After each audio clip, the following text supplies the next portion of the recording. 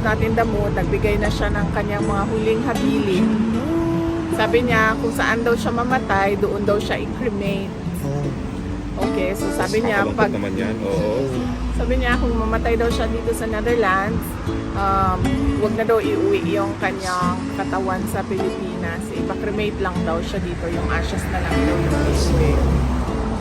Yun yung kanyang ano. And then